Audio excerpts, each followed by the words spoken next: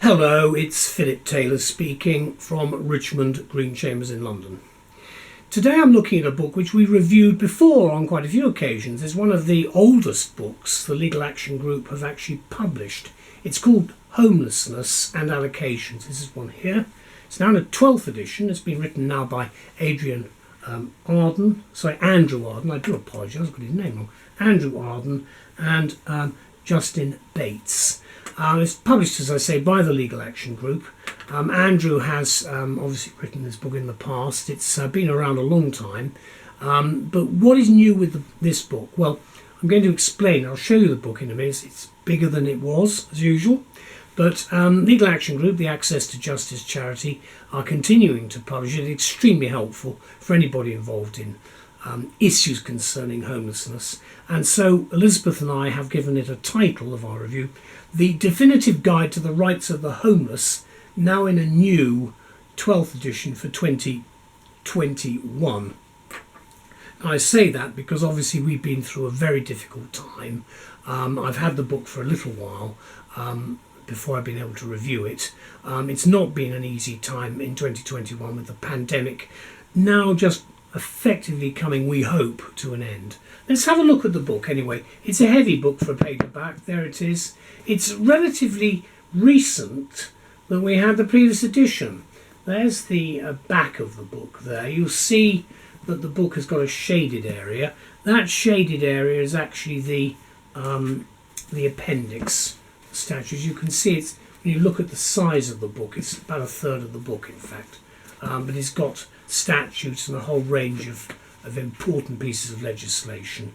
The index, which you can see there, I'll just do that, is actually by paragraph numbering. You should be able to navigate yourself around this pretty well. It's nearly 1,200 pages long, the book, but it has actually grown, of course. There's the front page there. I'm just getting to the main front page.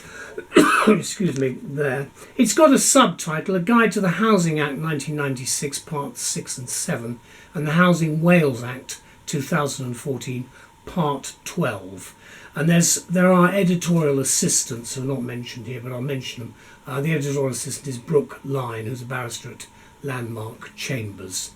And we move on from there. There's a little note. There's no forward, but there is a little note from Andrew Arden, Queen's Counsel, to set out, with Justin Bates, to set out when in fact the typescript for this book was delivered. But obviously there have been some changes because the first edition appeared in 1982, called the Homeless Persons Act, written by Andrew Arden all those years ago. And you can see since that time, we're talking 40 years ago basically, it's gone through a number of different people with Andrew, but obviously it's and different titles as well. But it's still a very useful book. There's the contents section, which are quite substantial, very much the house style of LAG. You can see again there. There we go. It's a heavy book, this one, because it's 1,200 pages, and a paperback. It's got 15 chapters, and then of course you've got the three main appendices: statutes, SI, statutory instruments, and guidance notes. Then you've got a substantial number of cases, and then after that after the cases you've got the statutes, and then after the statutes, guess what, the statutory instruments, and then after that, let's move on a little bit. We've got a little bit of European legislation. There's always going to be a bit of that in. Then international conventions, again, very important. Abbreviations. So very much the way the previous editions were set out, there are the abbreviations. Then you get to the chapters. Chapter 1, there's a heading. Then, of course, there's a nice little index which sets you going as to what to look for. Now, you can cross-refer the index to the at the back with the mini index there, so you should be able to identify what you're looking for pretty quickly, and then it talks about obviously cases very quickly as well. You can see again in the body copy there is the paragraph numbering at the sides there, if you can see it, and you've got footnotes. So there's a lot of footnoting going on all the way through. And then you've got, for instance, this I just opened, this is judicial review, a claim form. So that gives you some idea of the practical aspect of this work. Can I just say that these books are not that expensive in comparison with our main legal textbooks, and I think that's a great benefit. The Legal Action Group are an excellent organisation. Some people don't like them very much, but that's their opinion. I think they're brilliant. They're extremely helpful for the younger advocate. And in fact, these are books you will see in the courtrooms. So these are books which are used by the judiciary, by practitioners and by advisors. And I need to say little more than that, because some of the authors, I'm not going to mention their names, are judges. And they obviously are very pleased to have their own books in their courtrooms, apart from anything else. But I'm not mentioning any names of any judges. So what do we say about this new edition? Because as with previous editions, I don't want to repeat everything we've said before, but what Elizabeth and I talked about with the book, and she came out, I thought, with a lovely start. She says, homelessness is a virulent social ill, which, having persisted for many decades, seems to be well-nigh incurable. It's small wonder, then, that this almost intractable social problem has generated an ever-expanding corpus of legal interventions which may or may not, or possibly might or might not, lead consistently to, we hope, a range of satisfactory solutions.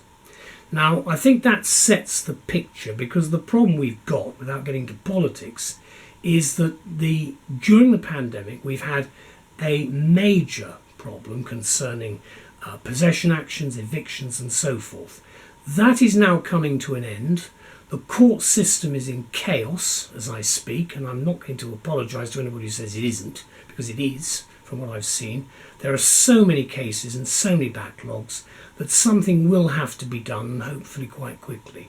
The question really is, without looking at that, we look at what the government's policy is on homelessness, how much money they've thrown at the subject, which has been a lot, but we still do have a lot of homeless people. And obviously that's where this book comes in, because we're looking at homelessness and the allocations system surrounding it, because those in any branch of the legal profession involved with any issue relating to homelessness will therefore become obviously well known with the publication of the new 12th edition. Obviously, Homelessness and Allocations is the title. It's had different names over the different editions, but it's now a long-established work of reference.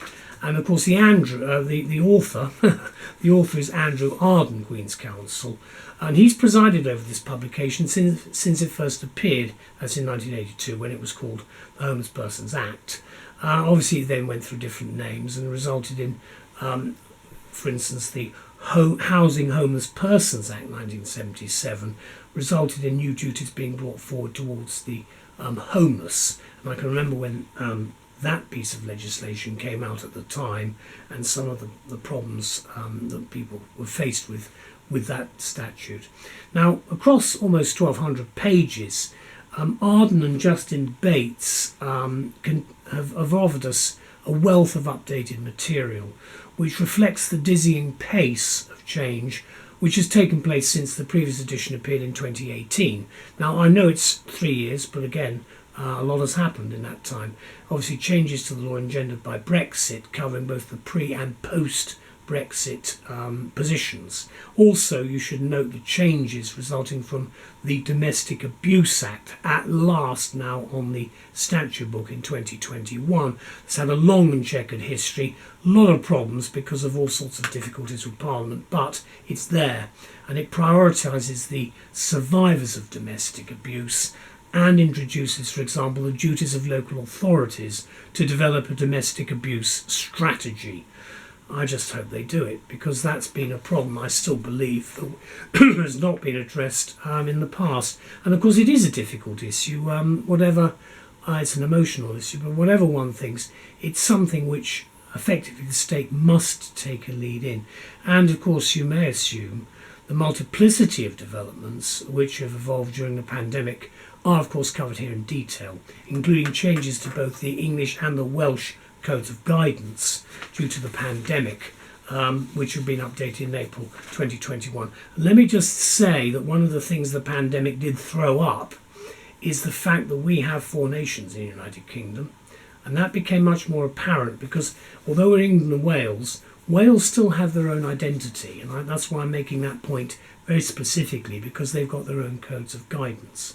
Now, it's presented in a handy paperback as usual, and the book continues to excel as a reliable and authoritative work of reference for any professional dealing with this perpetually sensitive subject.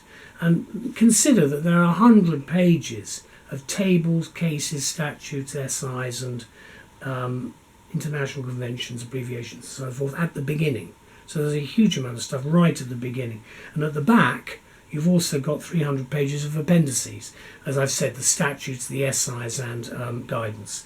And then you've got the 65-page index. So you've got a lot of stuff crammed into this paperback. Ample resources, in my view, throughout for anyone preparing a complicated case or undertaking extensive research. To sum it up, we say it's accurate, it's accessible and it's up to date. And it's a text which I think is an essential purchase. It's not expensive for anybody dealing with the difficulties inherent in this sensitive area of law. And the date of publication is indicated as at around April 2021. And I imagine the law is as stated around about that time as well. There's the front of the book. There's the spine, and then you probably can't see very much on the back because it's all inverted, but there's quite a lot of detail. As I say, it doesn't actually say what the law, when the law is as stated at. Normally it would do. Just checking to see, but it doesn't normally. It doesn't actually say that, but it will. It will be. It doesn't give a specific date, but I think we're talking about April. There is, of course, an e-book which is detailed down there as well, and as I've indicated, if you just open it in the middle, we're looking here at homelessness, what it is, and then you go from there to intentional homelessness. So you've got all of the really big issues, and homelessness decisions. You see this is an important one, enforcement. You see it runs through the whole of the difficult areas involved in this specific law of homelessness. A big thank you to Andrew Arden and to Justin Bates and to everybody else who's been involved in a first-class publication. Thank you, and thank you to LAG too. Bye-bye.